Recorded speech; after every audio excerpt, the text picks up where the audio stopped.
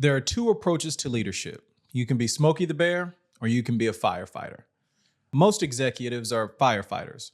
They rush from crisis to crisis, extinguishing problems that shouldn't have ignited in the first place. They're exhausted, reactive, and constantly rebuilding what's damaged. And while their heroic efforts might save the day, they never actually get ahead of the flames.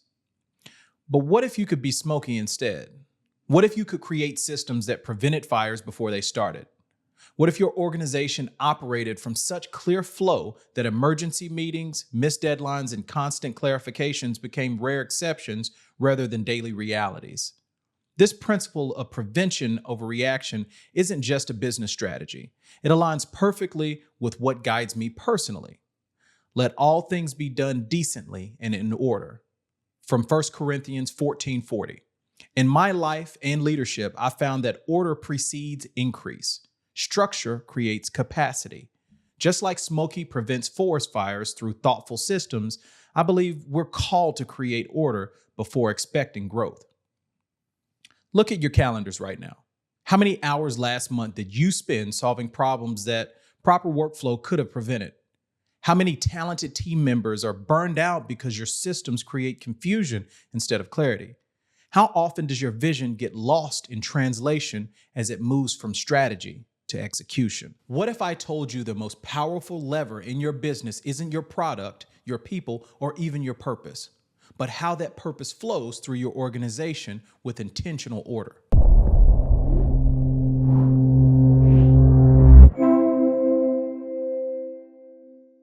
Hi, I'm Terrence Bryant, founder of Innovara. Today, we're talking about workflow at the executive level. Not just how to fight fires, but to create intentional order that prevents them from igniting in the first place. This transformation from firefighter to system builder fundamentally changed my business and my life. For years, I was the expert helping organizations create structured workflows while my own life lacked that very order that I preached. I wake up grabbing my phone before my feet hit the floor, immediately reacting to whatever crisis developed overnight. I'd rush through or skip breakfast, gulp down some coffee, and then race from meeting to meeting, always putting out fires, never building the structure that prevents them. The breaking point came when I realized that I was missing family dinners and canceling moments that actually mattered, and I watched my team mirror my frantic pace. This is when it hit me. Leadership without structure is not sustainable. Vision doesn't protect you from burnout. Only intentional order creates that protection. So I applied both Smokey's prevention wisdom and my spiritual principles to my own life. Instead of being a firefighter in my morning routine, I designed a system built on purposeful order.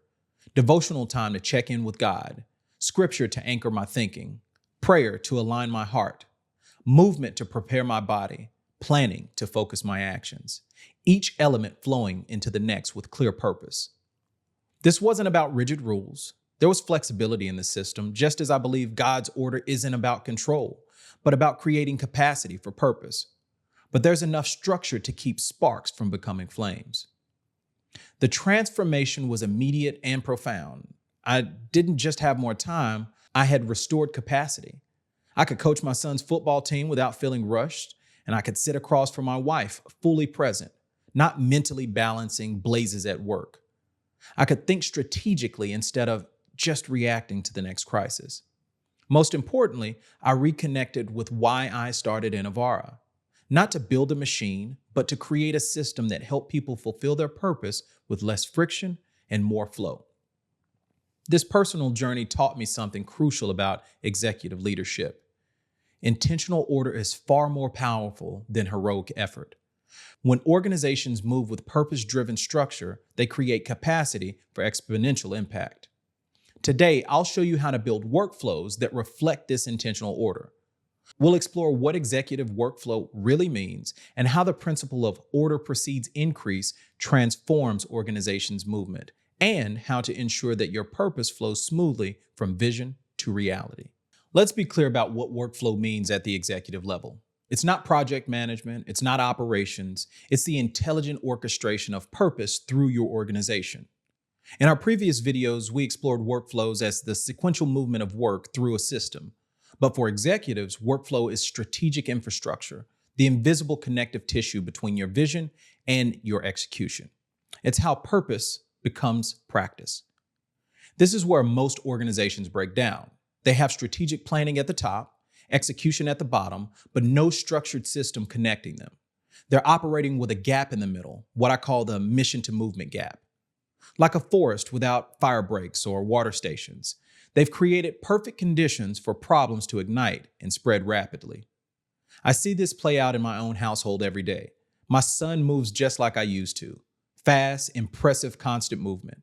As I watch him, I'm reminded of my journey from movement to maturity.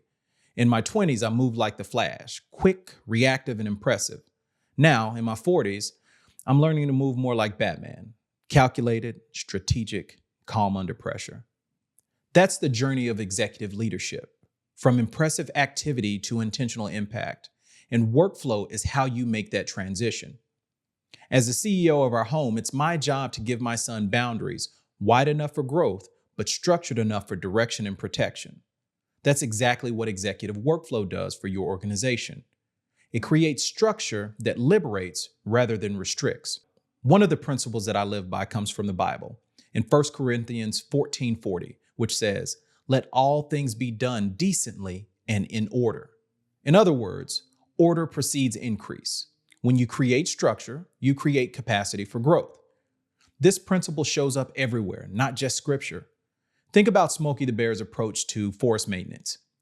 This isn't just about telling people to be careful with matches. It's about creating fire breaks, maintaining access roads, and designing systems that prevent small sparks from becoming devastating blazes. I love the story of Nehemiah from the Bible because it shows this principle in action in a way anyone can understand. Imagine a city with broken walls. That's Jerusalem in Nehemiah's time. The walls that once protected the city were just piles of rubble, and the people were vulnerable. Now, Nehemiah could have just said, "Hey, everyone, let's rebuild. Grab some stones and start stacking." But that would have been chaotic and ineffective, like trying to fix a company by just telling everybody to work harder. Instead, here's what he did, and it's exactly what great executive workflow looks like. First, Nehemiah himself served as the executive leader. He didn't just delegate. He assessed the situation personally, walking around the entire wall to understand exactly what needed to be fixed. That's what great CEOs and executives do. They take the time to understand how work actually moves through the organization before making decisions. Second, he established what we now call project managers, leaders responsible for specific sections of the wall. These weren't just random assignments. He created ownership by having families rebuild the parts nearest their homes. That's like your department heads having a clear responsibility for their areas while understanding how they connect to the whole. Third, he integrated security teams with the builders. While some people built, others stood guard with spears and shields. In your business, this is like having a cybersecurity or risk management or maybe a quality insurance team working alongside your developers. Not as an afterthought, but as part of the workflow design. Fourth, he created a communication system, a trumpet signal, so everyone could respond quickly to where help was needed most. That's your internal communications team, your project management tools, your alert systems that ensure everything flows from the right people at the right time. Fifth, he insisted on what we now call cross-training. Every builder kept their sword strapped to their side while they worked. In modern times, that's ensuring your team members understand enough about security, quality, and customer needs to make good decisions in the moment, not just follow narrow job descriptions. Well, what happened? The wall was rebuilt in 52 days, a task that should have taken years. That's what executive workflow does. It doesn't just get work done, it orchestrates how all the roles work together systematically. The executive isn't controlling every action. They're designing the system that enables everyone to succeed in their roles while supporting the overall mission. So, whether you connect with Nehemiah's wall building wisdom or Smokey's fire prevention strategy, the principle is the same. Intentional order creates capacity for extraordinary results. Executive workflow isn't just operational, it's foundational. It's not just about efficiency, it's about creating capacity for your calling. My morning transformation provides a blueprint for executive workflow design. The shift wasn't about adding more activities, it was about creating intelligent flow between what mattered the most. Before, I had the right inputs, an alarm clock set, devotional materials, workout equipment, nutritious food, but no intentional transitions between them. They were stacked, not synced. That's the same pattern I see in organizations. They have a strategic goal, talented teams, and robust tools, but no design flow connecting them. The breakthrough came when I realized workflow is the bridge between purpose and power. When I started designing my mornings with intention, everything changed. I laid out devotional materials the night before, prepared workout clothes, and created environmental triggers for transition. These weren't just habits, they were an orchestrated system. The most critical element was starting my day by checking in with the CEO, aligning with God before my calendar. Think of it like this. If you are on a team, wouldn't you want to connect with your leader before starting your day's work? It's about alignment, clarity, and direction. This spiritual foundation completely transformed how I approached each subsequent activity. Let me walk you through what it looks like practically. I wake up at 4:30 a.m., allowing for max one snooze because we aren't robots. We need a little bit of grace. I start with a morning devotional that kickstarts my brain and supports me while I turn on, followed by prayer and scripture reading. Then I begin my workout while finding something inspirational to listen to, whether it's Myron Golden, Eric Thomas, or currently the 365 Bible, as I boot up my tonal. When I'm done, I'm hungry to get ready for my day, applying the principles that I've just absorbed to my plans ahead. This orchestrated morning is worlds apart from my previous approach, waking up to the frustration and the angst of reading 2 a.m. emails from clients who were up too late, immediately putting me in a reactive state rather than a purposeful one. What changed wasn't just adding new activities, it was becoming the orchestrator of intelligent transitions between these elements, designing a workflow with clear purpose. As executives, this same principle applies to your organization. Before addressing operations, before tackling your task list, your primary responsibility is workflow alignment, ensuring that your organization's movement reflects its mission. Just as I designed my morning to sync with my purpose, you must design your organization workflow to carry your vision. Consider how these morning routine elements translate to executive workflow. My devotional time is like your strategic alignment, reconnecting with purpose before action. The workout represents your capacity building, strengthening your organization's core capabilities. The inspirational content parallels your cultural reinforcement, ensuring values flow alongside tasks. Planning time equates to your execution framework, translating purpose into specific action. The result of my morning transformations were immediate and profound. I had capacity to coach my son's football team, to be present with my wife, to think strategically rather than reactively. I remember why I started this work, not to build a machine, but to build something that lifted people. This parallels what happens when executives orchestrate workflow. Teams move with clarity. Customers experience smoother engagement. The organization has capacity not just to produce, but to innovate, adapt, and fulfill its deeper purpose. The difference isn't just in what you have, it's how you orchestrate what you have. Just as I had all of the components for powerful mornings before my transformation, your organization likely has all of the necessary elements for success. The question is, are they stacked or synced? Are they connected in a flow that serves your greater purpose? This is why I believe so strongly in workflow as a spiritual practice as much as a business discipline. When we create order, we create capacity for calling. When we design intentional transitions, we honor both the work and the purpose that it serves. Let me share a more practical model that clarifies the executive's role in workflow orchestration. An executive is like a football coach on game day. You're not on the field playing every position. That would be micromanagement. Instead, you're designing the system, calling the plays, and then guiding the team's movement across the field. Each department in your organization is like a different unit on the team: offense, defense, special teams. Some are built for quick execution, others for protection, and then others are built for specialized situations. Your job isn't to play each position, but to ensure all units work together towards scoring points and winning the game. This isn't just a nice comparison, it's a fundamental shift in how we understand executive leadership. Most leaders think their job is to make decisions, but the most effective executives understand their primary role is strategic orchestration, creating the conditions for all parts to work together towards the end zone. This is exactly how I approach coaching football with my youth team. Instead of handing out wristbands with thousands of pre-written plays that rely on rigid memorization, I teach concepts, routes, formations, and positioning. We drill these fundamentals in until they become second nature. Then I can call any combination in real time. Something as simple as wristband play number 2 might be sufficient for some teams, but on our team, we understand slot right 692 X sweep. What's the advantage? Efficiency, agility, and clarity. I've got 12-year-olds playing with the same confidence as high school seniors, not because they're smarter, but because they're system trained, not script dependent. That's what workflow should be for your organization. Don't build rigid scripts, build scalable systems. Don't obsess over tasks. Teach your team the why, the flow, the outcomes. Then give them the tools to adapt in real time without unraveling your structure. Let me share how this looks for a mid-sized professional service team that we worked with. They had about 40 team members across operations, marketing, finance, and client delivery. They initially thought the problem was project management. Projects were delayed, priorities were unclear, collaboration was inconsistent at best.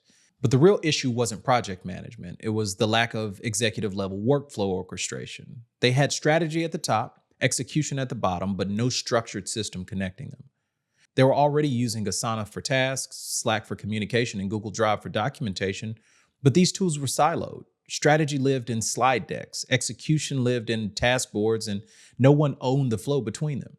Just like a football team with talented players but no coherent playbook, they were individually skilled but strategically disjointed. Team members were executing their individual assignments well, but they weren't moving downfield together. The key friction points are familiar for most organizations. First, there was no unified system showing how strategic goals translated into team activity. Second, handoffs between departments lacked clarity, causing delays and blame. Third, status meetings became repetitive and non-productive.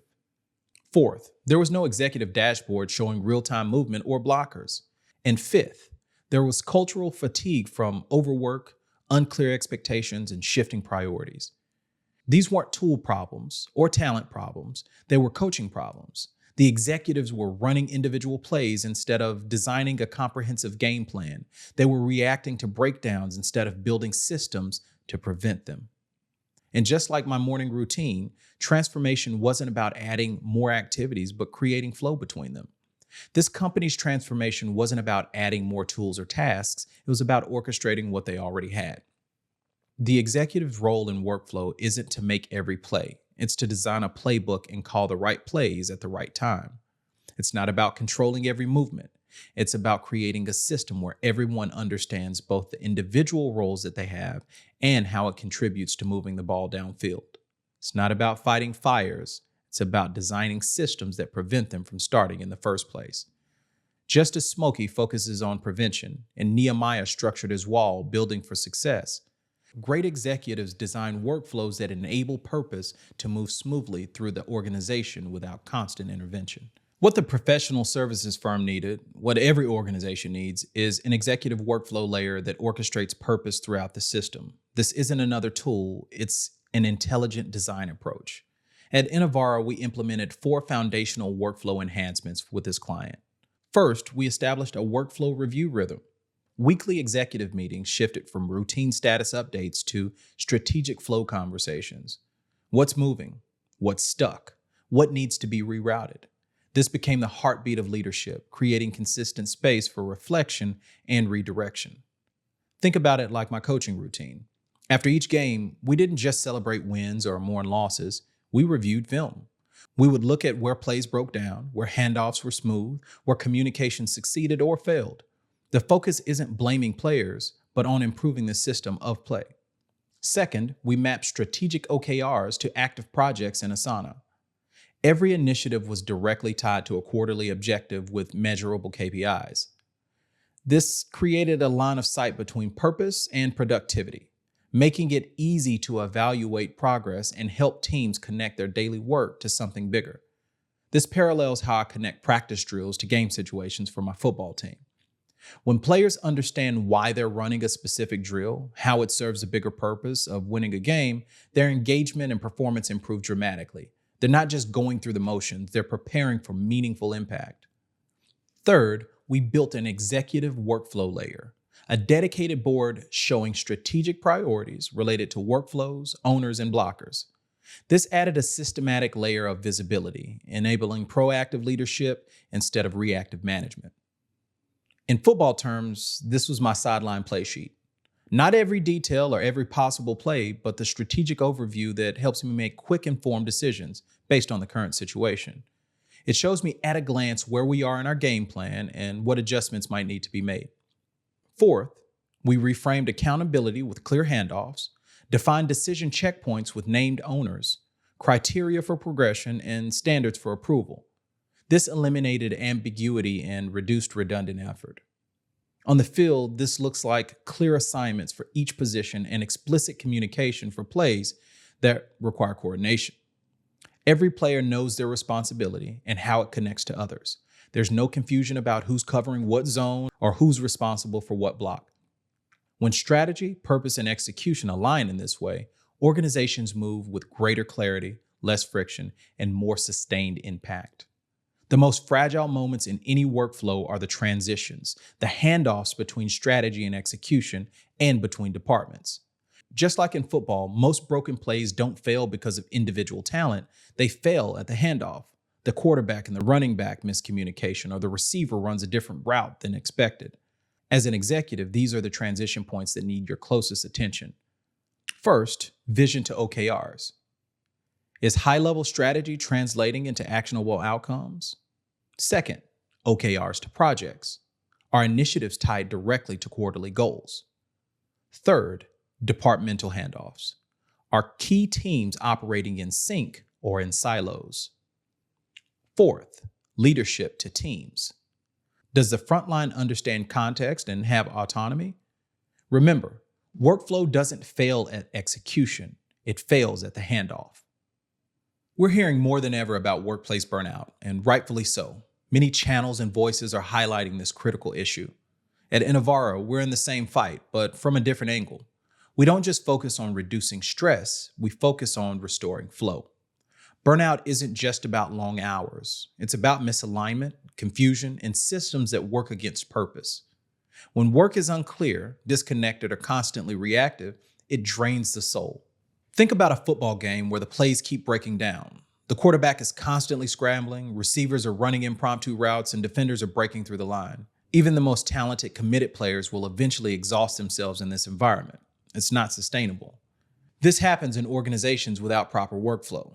Teams become exhausted not primarily from the volume of work, but from the constant improvisation, rework, and friction created by poor workflow design.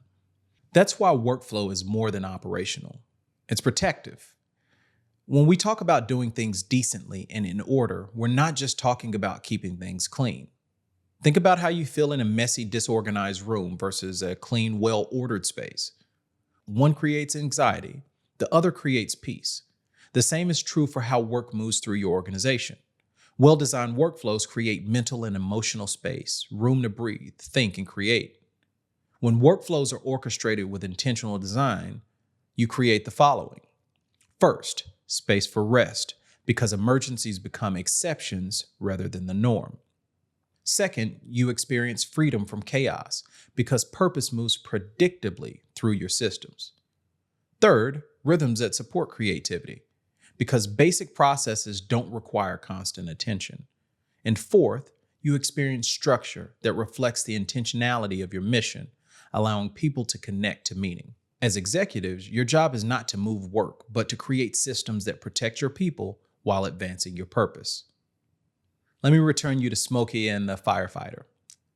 Firefighters are heroic, but they operate in crisis mode.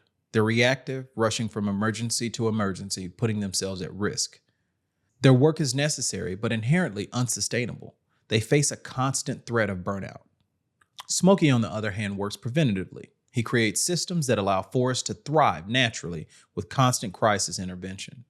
His approach is sustainable, protective, and ultimately effective at preserving what matters. The same is true about executive workflow design. When you build proper workflows, you're not just making work more efficient, you're protecting your people from exhaustion of constant firefighting. This isn't just theory. I've lived it. Remember my morning routine before transformation? I was a firefighter in my own life, constantly reacting, always exhausted. The change to intentional workflow didn't just make me more productive, It protected me from burnout. It created a rhythm instead of chaos. And the professional services firm that I mentioned earlier, their transformation from reactive firefighting to proactive workflow design had similar effects. Team members reported feeling not just more productive, but more protected. They could engage deeply with work rather than constantly scanning for the next emergency. They could collaborate without fear of dropping balls or missing handoffs. As organizations grow, the complexity of workflows grows exponentially. What worked with 10 people breaks down at 30. What was once handled in a single meeting now requires intentional structure, layered visibility, and adaptive systems. Keep in mind that scaling demands a shift from the following. First, people-based workflows to system-based workflows. Second, heroic execution to repeatable excellence. Third, verbal coordination to visible orchestration. Growth without structure leads to chaos. Structure without adaptability leads to stagnation. True scalability balances both. This is where the principle of order precedes increase becomes especially relevant. If you want sustainable growth, you need sustainable systems. If you want your organization to scale without burning out your people, you need workflows that protect as they produce. When making workflow decisions as an executive, you need a clear framework to filter your choices. Just as a coach doesn't randomly select plays but follows a game plan based on principles, you need guideposts for your workflow design. At Innovara, we found 5 principles that consistently lead to effective execution of workflow decisions. First, clarity over complexity. The best workflows aren't necessarily the most sophisticated. They're the most understandable. I've seen executives implement elaborate systems that look impressive on paper but collapse in practice because people can't grasp them instinctively. This mirrors what I've learned coaching youth football. The most effective plays aren't the complicated ones. They're the ones that players clearly understand and can execute under pressure. Simplicity with purpose beats complexity every time. Second, purpose over pressure. Design your workflows based on your mission, not just the urgent demands of the moment. When you build systems under pressure, you create shortcuts that become permanent paths, usually in the wrong direction. Think about my morning routine transformation. If I had designed it during crisis week, I might have optimized for speed rather than spiritual alignment. By stepping back and reconnecting with purpose first, I created a system that serves my deeper calling, not just my calendar. Third, order precedes increase. Create structure before pursuing scale. Many organizations try to grow while their systems are still chaotic. This is like trying to add more players to a team with no playbook. It only amplifies the confusion. For me personally, this principle comes straight from scripture, but you can see it everywhere in nature and business. Sustainable growth requires supportive structure. Before adding more water to an irrigation system, you need to ensure that the channels can carry the flow. Fourth, flow before force. When you encounter resistance in your workflow, the answer isn't usually more pressure. It's better design. Look for ways to remove friction rather than pushing harder against it. On the football field, when a play keeps breaking down, I don't just tell the players to try harder. I redesign the play to work for their natural movements and strengths. The same applies to organization workflows. Find and fix the friction points instead of demanding more effort. Fifth, sustainability over speed. Build for the long term, not just for quick wins. A workflow that delivers impressive results for a quarter but burns out your team isn't a success. It's a future crisis in disguise. This framework anchors your workflow design in values and vision, not just velocity. It prevents the common patterns of creating systems that serve metrics rather than missions.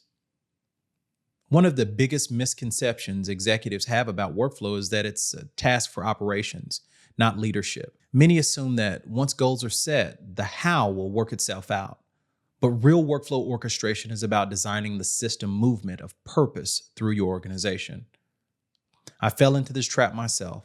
I thought my role was to set the vision and let others figure out the implementation.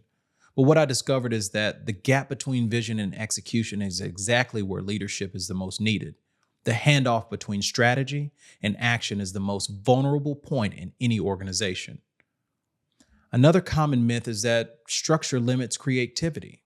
In truth, healthy workflow liberates teams, removing confusion, friction, and duplication, so people can do what they're best at.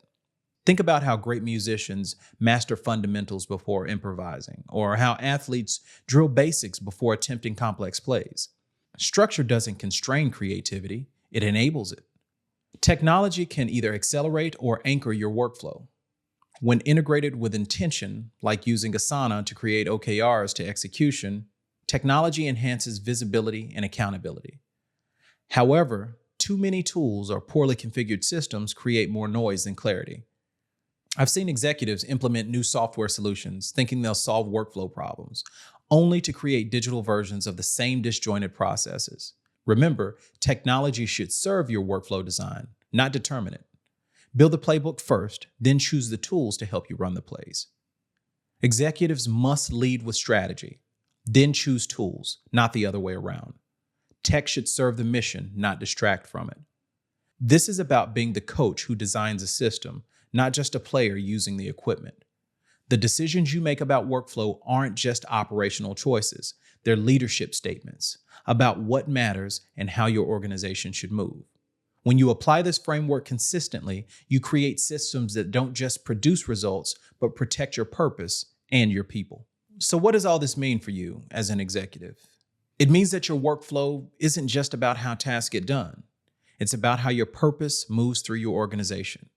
It's the difference between being a firefighter constantly reacting to crises and being Smokey the Bear, who designs systems to prevent those crises in the first place. Let's pull together what we've covered and make it immediately actionable for your leadership. First, remember that order precedes increase. Whether you connect with this principle through scripture as I do, or simply recognize it as a universal truth in systems, the message is the same. Sustainable growth requires supportive structure. Before pursuing expansion, ensure your workflow can carry your current reality with clarity and peace. Second, focus on transitions, not just tasks.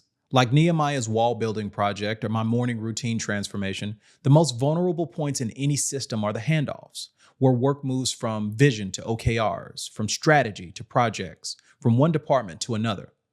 As an executive, your most valuable attention should go into designing these transitions, not just the activities themselves. Third, be a coach, not just a player. Your role isn't to execute every play. It's to design the playbook, train the team on concepts, and create a system where everyone can perform their role with clarity and confidence. Don't get pulled into constant firefighting when your true value is fire prevention. Now, ask yourself these 3 questions. First, are your current workflows aligned with your purpose or simply reacting to pressure?